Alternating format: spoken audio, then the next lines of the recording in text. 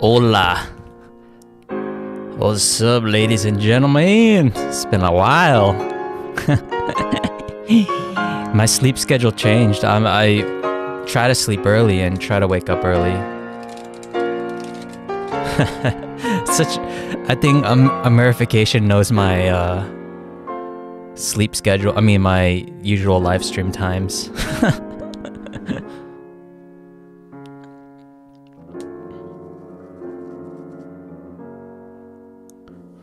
I try to get more sleep because I got a shoulder injury from working out. Oh, man, that's what happens when you get older. You're not Superman anymore.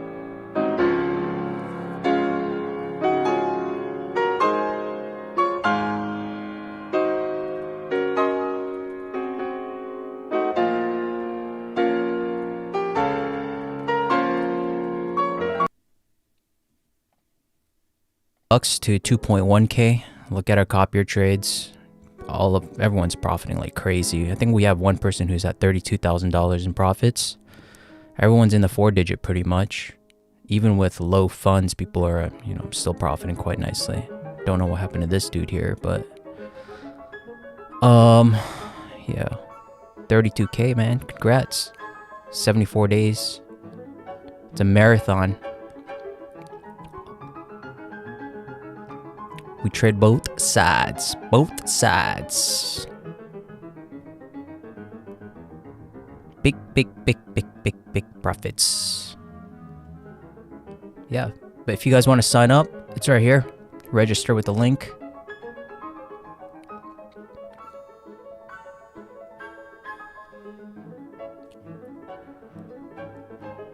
Just go on Blofin and the link is in the description below. You can just sign up, but you got to sign up with my link.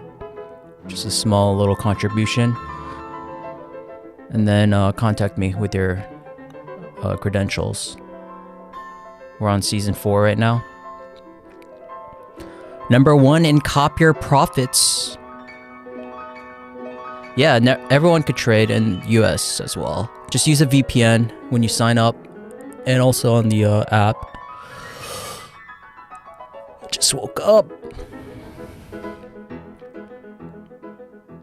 But yeah, this is like the most realistic profits. I think everyone else, these people, they only have like 50 trades. Their Sharp ratio is way too out of craziness. 99 trades. I mean, this is pretty 54% win rate. We got a 90-something percent, 95% win rate. This is for the past 5 months, basically. When we were starting to trade. Every trade, yeah. Of course. Come on, man. Of course I use a stop loss. Just look at our profits, man.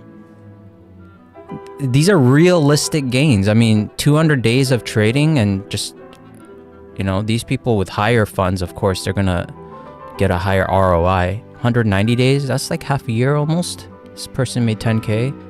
We're not going for fast profits here. 32k in 2 months for this guy. 12k.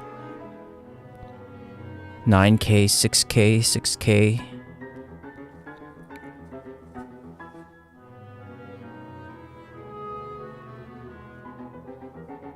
Yeah, gents. Yeah, I injured my shoulder from working out, so I'm trying to rest as much as I can. Second column, total return. This is the people that have their amount that they're trading with.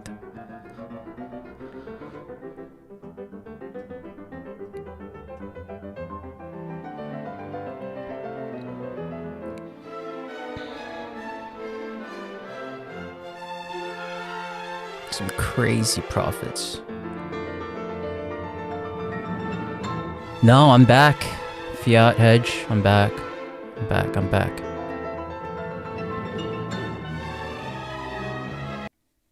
Alright, enough of that classical music. Let's get into the analysis now.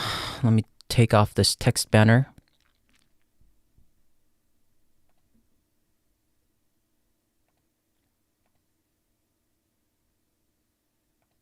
There we go. That should be better. Yeah, I was traveling around the world. I was in the States, but you guys know me, man. I work on the plane. I work everywhere. My time zone, Africa. You want me to be in an African time zone? I'm there for you, brother. Nigeria, Kenya. Hey, I'm there for you, man. Pakistan. Easy. I'm there for you, brother.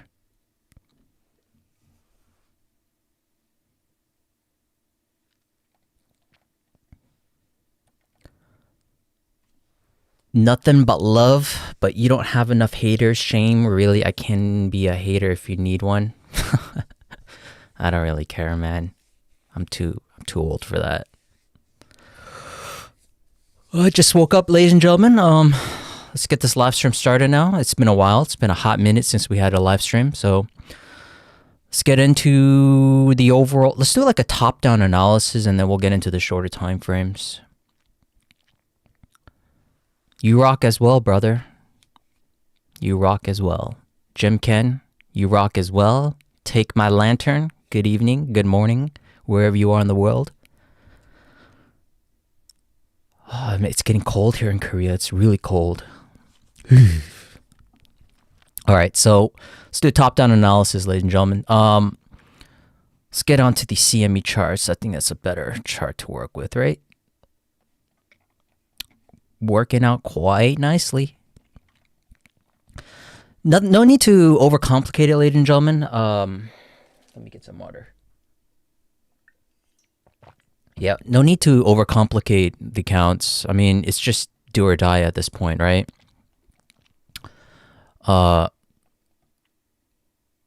Basically, what we're looking for is a fifth wave to end, right? So, basically, man.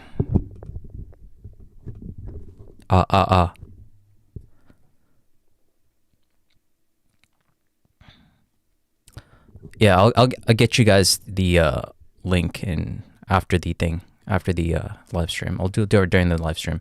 So what we're looking for is a fifth wave, basically. There's just do or die at this point, right? I mean, we don't want to overcomplicate this, you know. We want to be seeing this from a perspective of the general markets. We don't want to be looking at it, you know, we don't want to theorize it as much as we can. The LA wave theory is already complicated as is, right?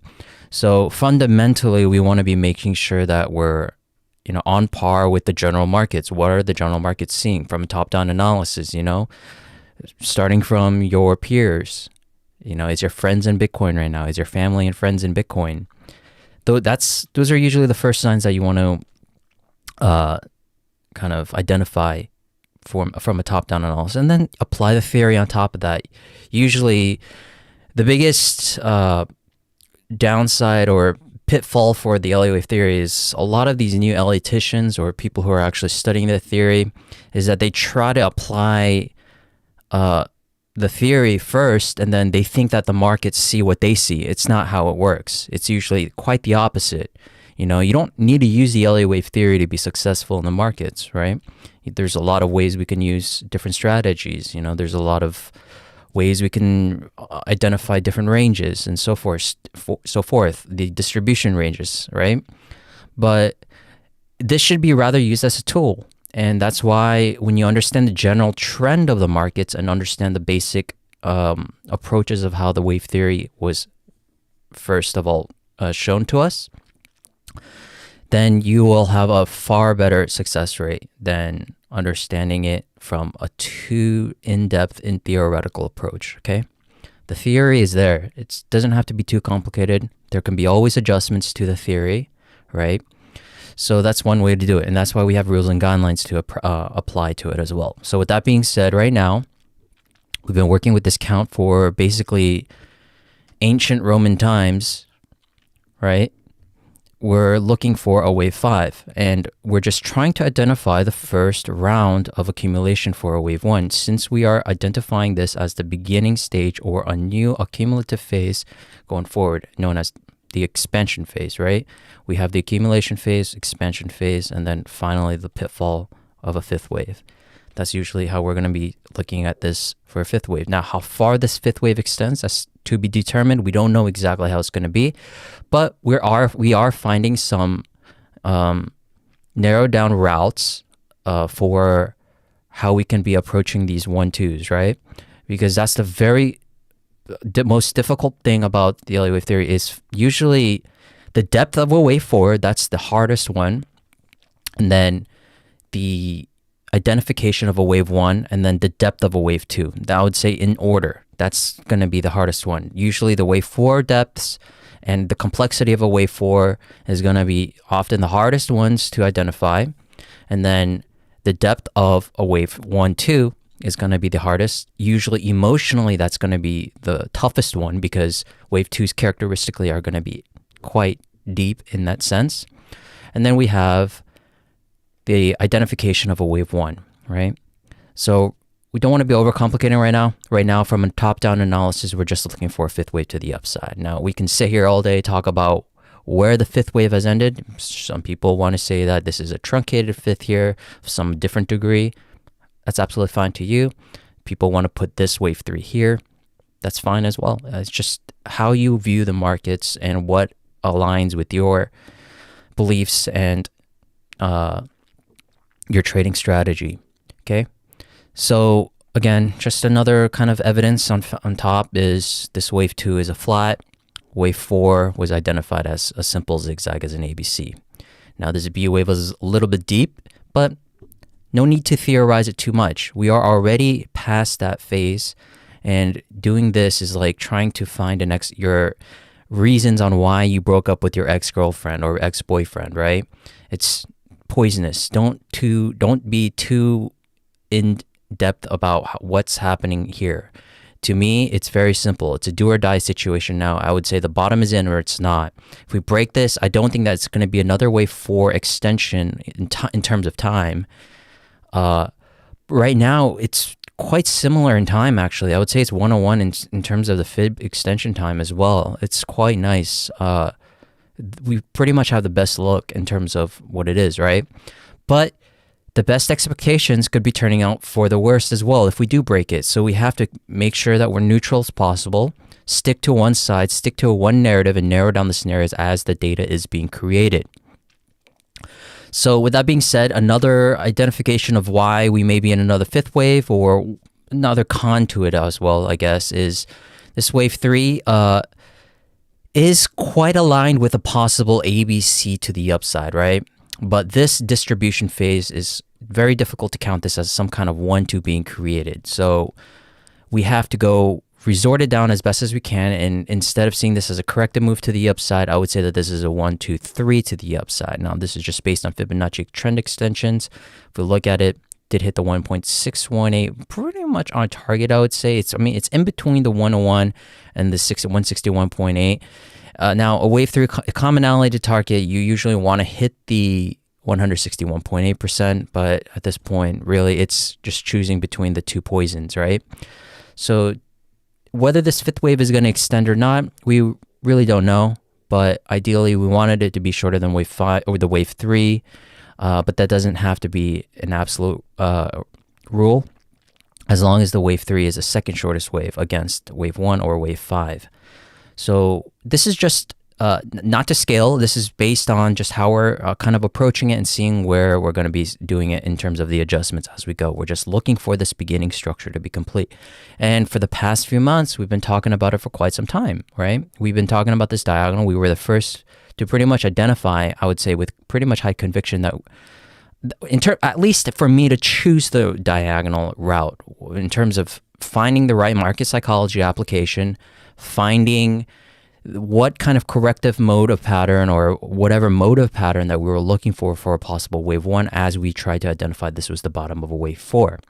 So this move off the lows here, when we were looking for a possible 5-wave move to the upside, that would have been the best possible route. But as it went down correctively again for a wave 2, this had to be resorted down to a 3-wave move. And this similarly, 3-wave move, 3-wave move, 3-wave move, 3-wave move. And so far, it's been playing in the books quite nicely for us. And that's why we have a conclusion for a possible diagonal, okay? Now, another way to see this is the faster route, which is now we're going to be working in the extension phase right now. It's ultimately leading us to the same targets. Essentially, basically, we're looking for this wave 1, 2 being complete now as a flat. And then we're having this 1, 2, 3, 4, 5 of the minor degree of the extension. And then we're working to the upside for the intermediate degree wave 3.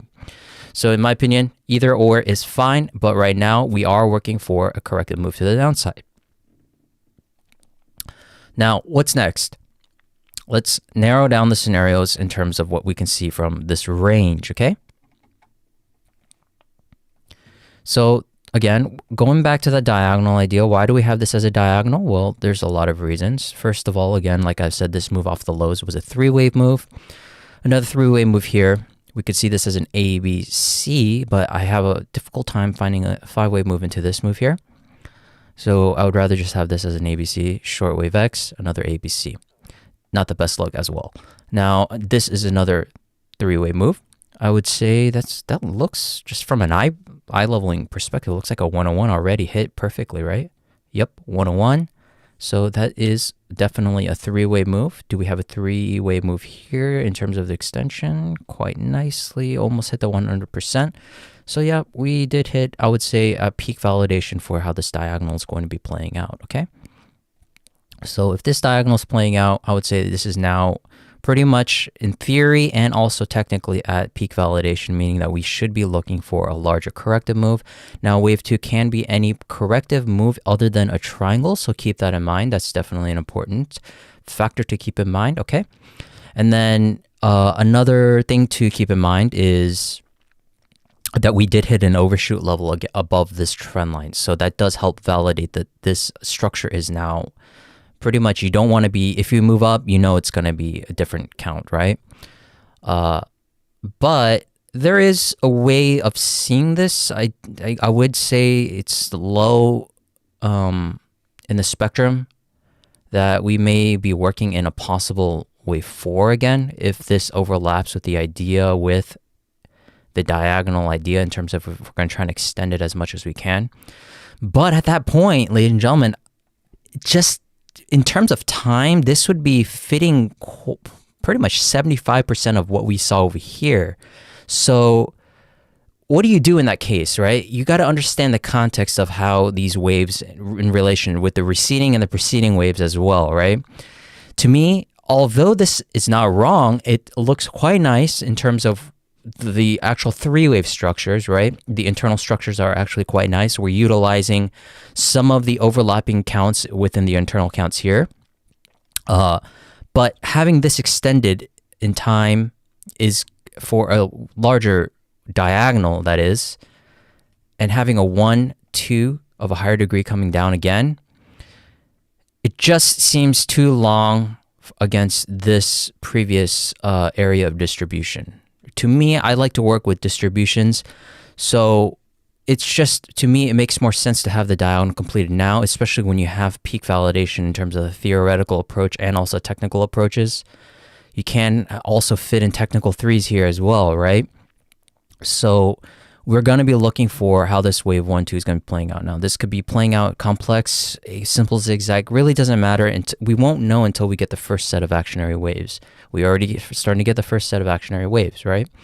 So we're back in the diagonal now. Now, whether we're going to be supported by this immediate trend line is going to be a different story. I wouldn't say that if we do get supported at these levels here, I wouldn't count this anymore as a diagonal. I would start going into an uber bullish idea. So what does that mean? If we're ruling out this diagonal idea, why? Because we have the idea of an impulse idea. If you look here, the 1, 2 idea works in the same structure of this minor degree here, okay? We're essentially still going to be working above this soft invalidation level, okay? But we're also working in a smaller minor degree wave 1, 2, and we're looking for a shallow 1, 2 anyways. So you might as well say, we won't know until it actually happens. But at that point, if I had to choose a route, if you had a gun pointed to my head, this idea just doesn't seem fitting. It just doesn't have the right look at this point, even though the structure looks quite nice.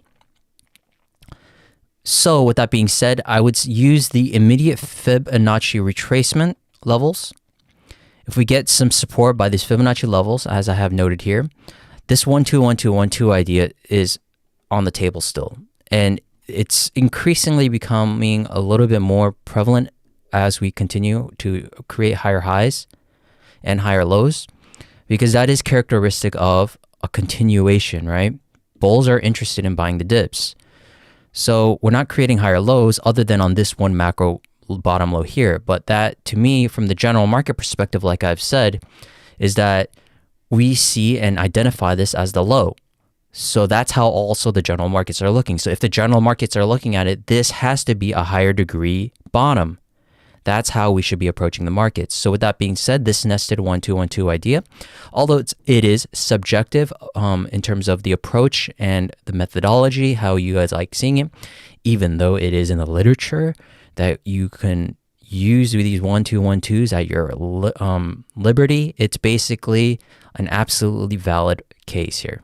We're looking for the same idea, and that goes back to that macro perspective of how we're looking at it. If it impulses up, there's really no other choice. This is your only choice. So this is why this is the second highest alternative idea based on whether this immediate trend line gets supported or not. And that lines very nicely with the 61.8% all the way up to the 23.6, although that didn't get supported. That's the lowest level area of support. The 38.2, I would say, is a pretty good spot, actually, if you really take into consideration for shallow corrections. The 38.2% is going to be the first immediate support. So this 1-2 could be technically finished, or we come down to the 50% or the 61.8% zone. Anything further, that's already breaking the trend line, and anything at these levels, if that were to be supported at the 78.6%, I would say that would be a bounce, a retest of this trend line, and then another move to the downside, which fits more into that diagonal idea. So this idea is more fitting as we, in terms of narrowing down the scenarios as best as we can, is this immediate trend line, so create a checklist basically. Is this immediate trend line going to be saved, or is it going to be breaking? That's the only approach that you have to be making and theorizing right now. From a strength perspective of the markets, from a general perspective, is this trend line going to be saved? Now, from a diagonal perspective, if you're a believer in the diagonal, it's not going to be saved. But if you're a bull, and a mega bull that is, then you know that this higher lows being created also has merit, right? We're creating higher highs and we're creating higher lows as well. And it's not something to mess around with because it's been creating since August. So about a 5-month time span of creating higher highs and higher lows is indicative of being a bullish move. That's why we're going back and forth and flip-flopping between these two ideas. But if you're able to identify the hybrid pullbacks, ladies and gentlemen, meaning that if you are going to be a great trader, which is something that not many EW analysts approach in terms of the trading aspect. Usually people will lay down 15 scenarios and just eventually pick one that's right. But one thing a lot of people lack is conviction, right? One of the reasons why we have such high conviction is because we're able to narrow down the highest probable scenarios of the higher degrees. And then when you narrow it down on the medium time frames, if there is an overlap of the degrees of the pullbacks, no matter how bearish or bullish, then you know you have a very good approach of how you're going to be looking at the markets. We were looking for a pullback here. We were at peak validation for a diagonal. We were looking for a pullback regardless. So that could have been a high probable short trade. And if we really take into my approach of how the markets are working, that's why we've been selling for quite some time, right? Quite some time, been selling, but also trading all in between the swings of how we're looking at the swings and buys of the diagonal in itself. I was sticking to a strategy. I was sticking to an overall approach of my methodology of how we're looking at the medium time frames. So that is why I believe there is a good chance that this 1-2-1-2 idea also has high merit. We're in the midst of a neutral zone as we are approaching these levels here. Let me turn off Telegram. And whether this level gets saved or not is the next easy. We won't be surprised if this level comes down again because that diagonal was our primary idea. We're now downgrading the diagonal idea a little bit so that we can leave a little bit of leeway room in terms of whether this immediate Fibonacci support is going to be saved or not, right? So that's how we should be approaching it, okay? Now, we're going to go over the shorter time frames, what kind of identification of the corrective waves or what kind of actionary waves is being created here is going to be the key point in terms of how this immediate level is going to be saved or not. But that's the way you should be approaching it, ladies and gentlemen. Very simple. There's only two levels of support when you're able to narrow it down. This and this. We were looking for the overall pull down here. Whether this is going to be saved or not is going to be an easy approach. Just get rid of the diagonal, get into the impulse idea. Either way, if you're sticking to the top-down analysis of moving up, then you know you can be eventually moving to the upside. Now, the overall efficacy and your efficient approach of how you want to be maximizing or utilizing your trades or optimal entries, that's another topic in itself, and that's where I come in and I do it on my own in terms of how we should be approaching these different levels. So that's how we're looking at it. Those two ideas are just how I'm seeing it. That's why we can already immediately reduce this idea and not confuse ourselves. First of all, not confuse myself, but also the followers within our, community as well.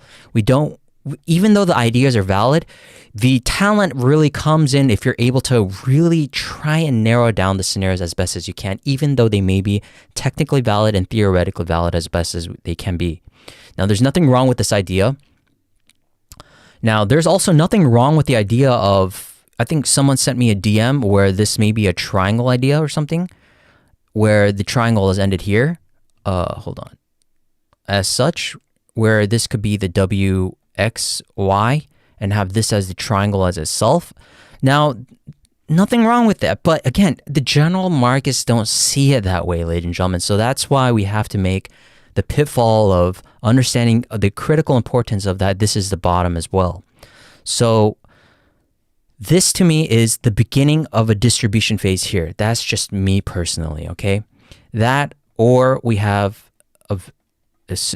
to me, it's obscure as well and quite peculiar in terms of this being a 1-2 flat, but it is what it is. It's what I mean, we can sit here all day and argue about it and debate, but it is what it is. Because the next preceding and receding waves follow suit quite nicely. We're creating higher lows, we're creating higher highs, and the overall narrative fits into the idea that we may be in a new expansion phase. So we have to just fit into the idea as best as we can and the general narrative of how the markets are seeing it, okay? So those two ideas are the best. Now, what's another idea? Now, we do have an idea of a possible ending diagonal, which is bearish in terms of the targets, because it doesn't go as high as we anticipate, meaning that our original anticipated targets around 90 to 100 to 120, $130,000 targets is not going to be as ambitious as we anticipated. Now, why do I disregard this idea as well? Is because the tendency, it's now starting to look more characteristic of a parallel channel, okay?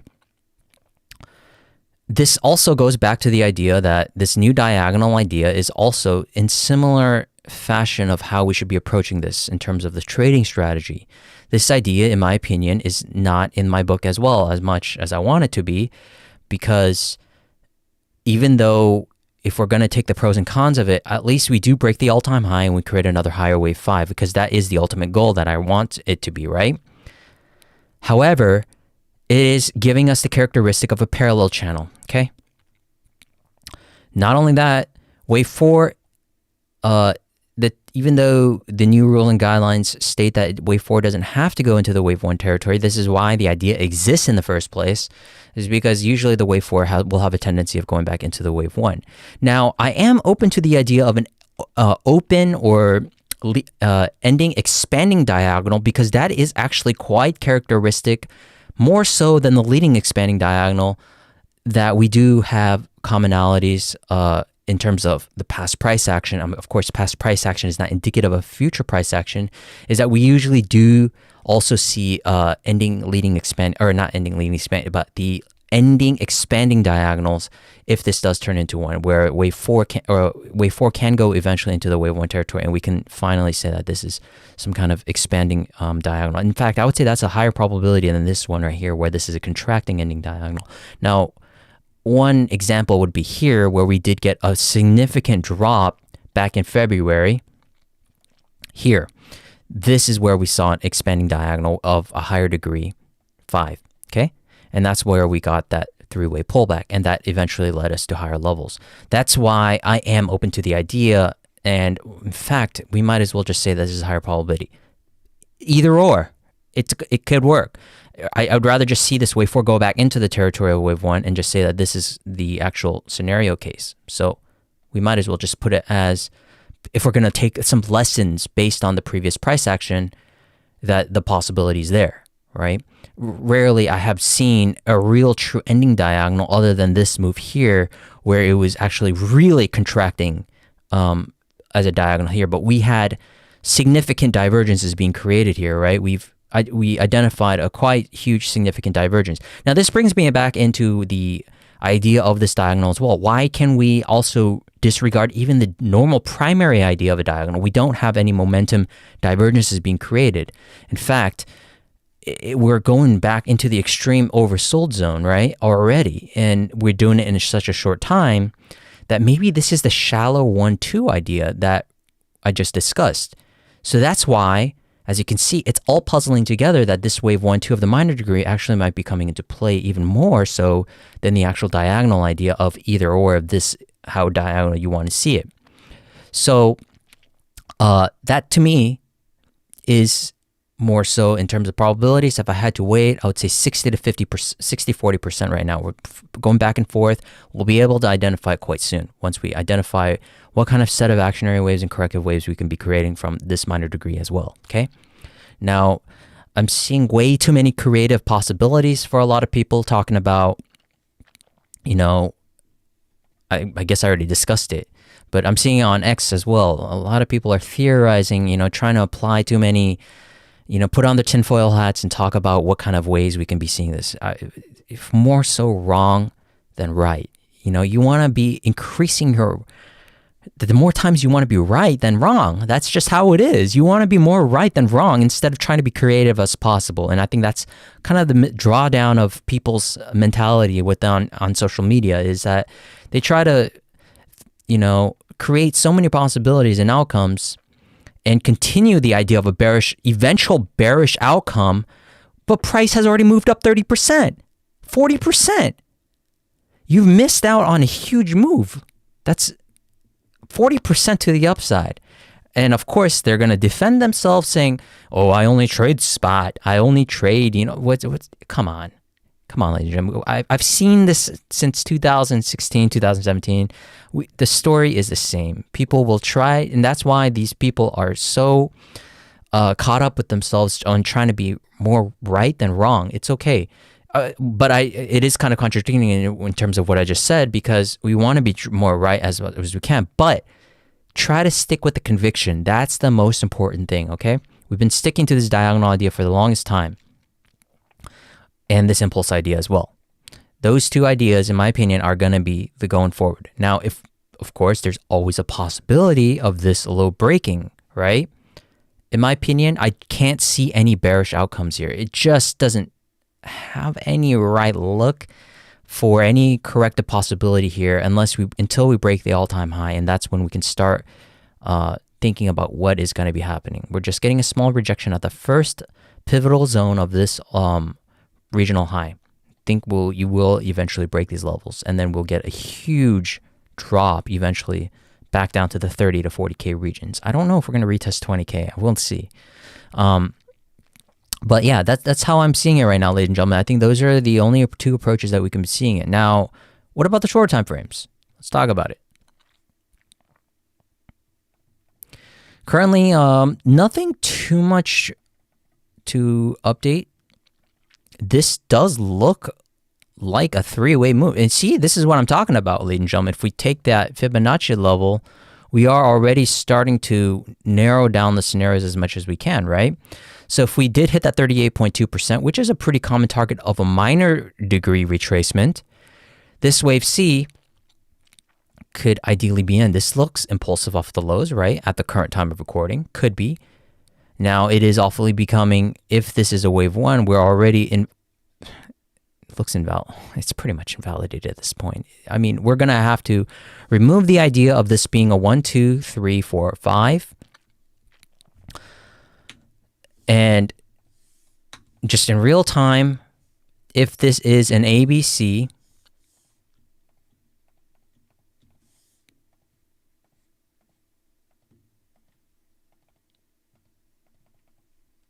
of a primary degree, the only real way that I can see this going down, as you can see in real time, I am trying to create some possibilities.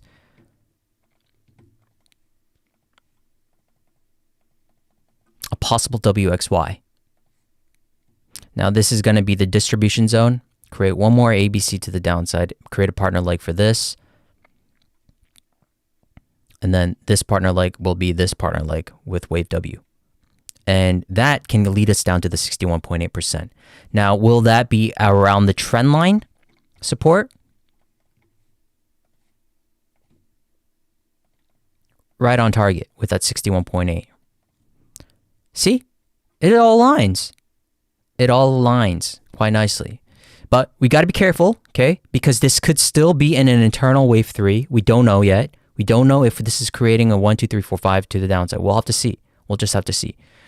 We'll have to see if this is some kind of 1, 2 being created and we're creating a larger wave 3 to the downside. That's up for grabs as well. But right now, off the lows, quite nicely, which I also identified, bought some longs as well. So that's how we see it, ladies and gentlemen, quite nicely. Now, just a quick little reminder, if you guys are interested in seeing me trade in real time and also would like to join me, I do copy trading. We are in season 4 right now. We are in season 4. We always do a $100 to a $10,000 challenge. Right now we've achieved it on season 2 and season 3. We are now pretty much, I would say 1/8 of the way, 1/5 of the way rather, is that we started with 100. We're up to 2.1K now. We are around the 5-month mark now.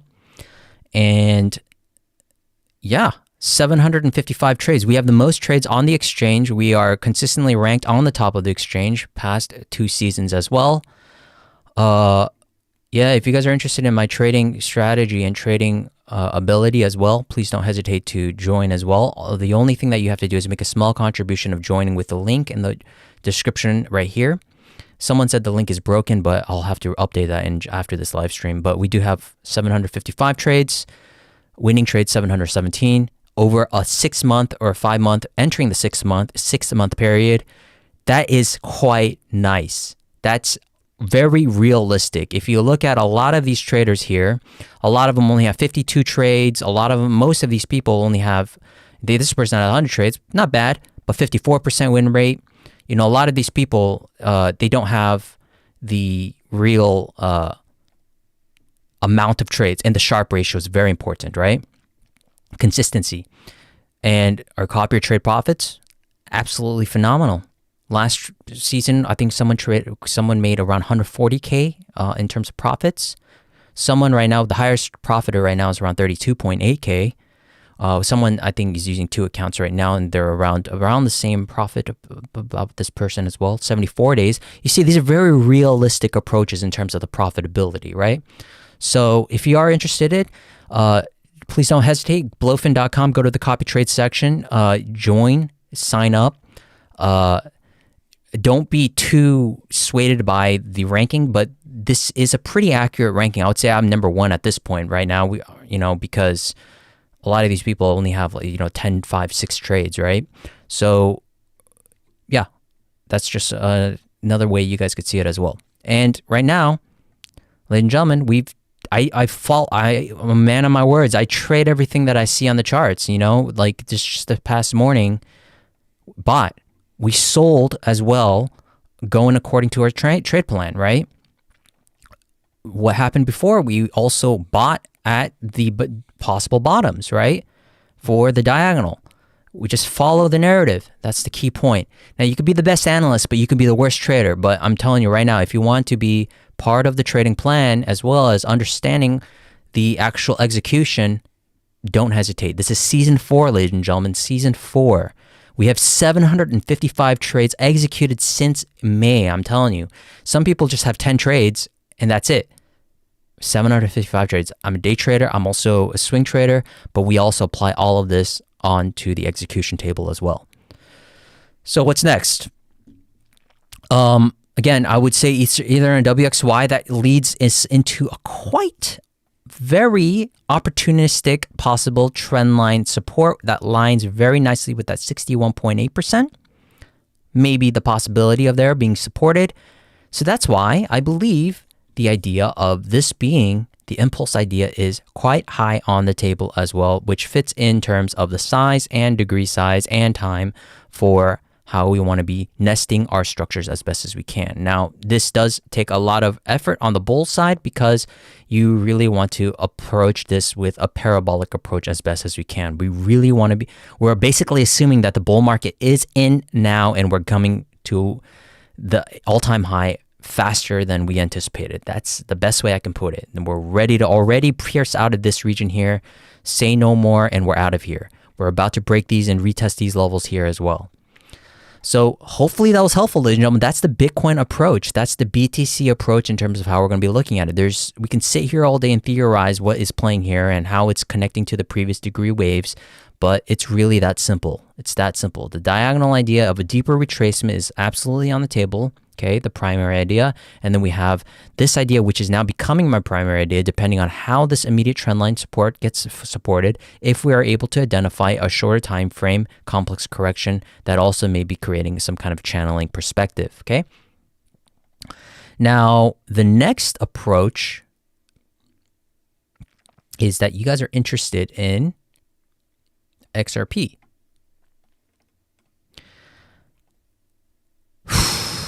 It's difficult. It's very difficult. This does look like it's trying to create a transitional wave, 3-wave move to the downside. So we might have to say some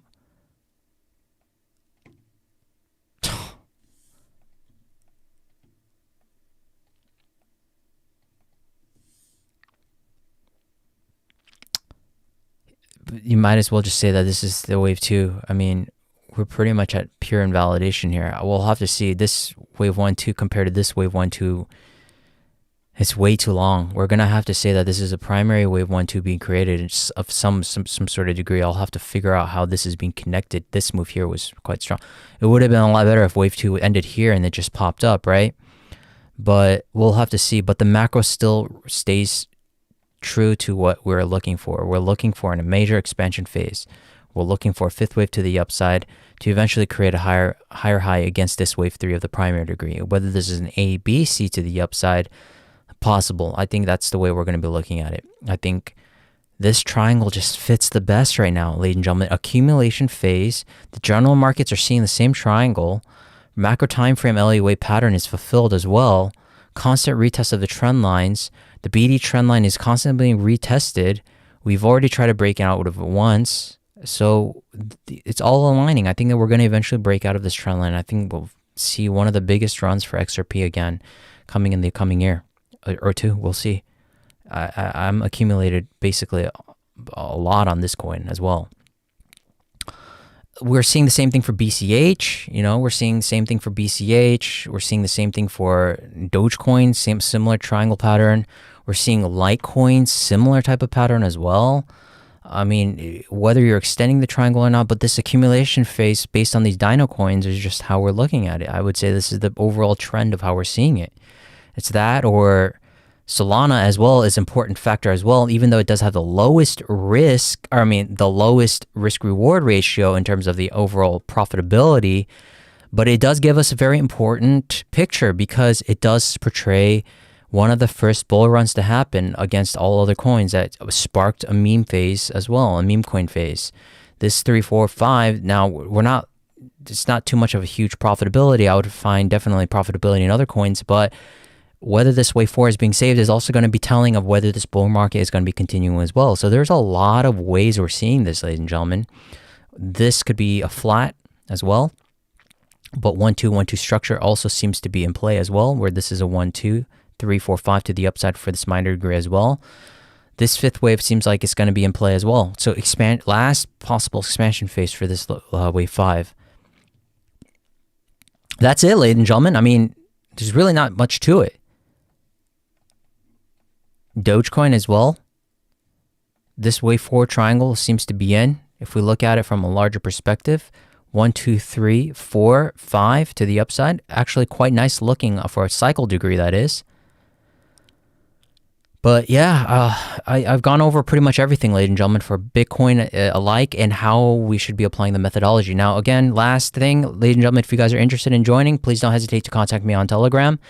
The link is here. If you want to be signing up for the copy trade program, you just make a small contribution and just sign up under my link. You help me, and then I help you, not only in terms of profiting as well, but also understanding my trade methodology as well. Hope that's helpful, ladies and gentlemen. I'll see you guys in the next live stream, okay? Thank you very much. Have a fantastic, it's almost the weekend, huh? I'll see you guys on Friday, I guess, for Patreon members as well. Oh, by the way, if you guys are interested in joining the Discord or Patreon membership as well, small paywall, link is in the description below as well. Thank you very much. I'll see you guys in the next live stream. Have a fantastic Friday, end of the week, and also into the weekend. Bye-bye.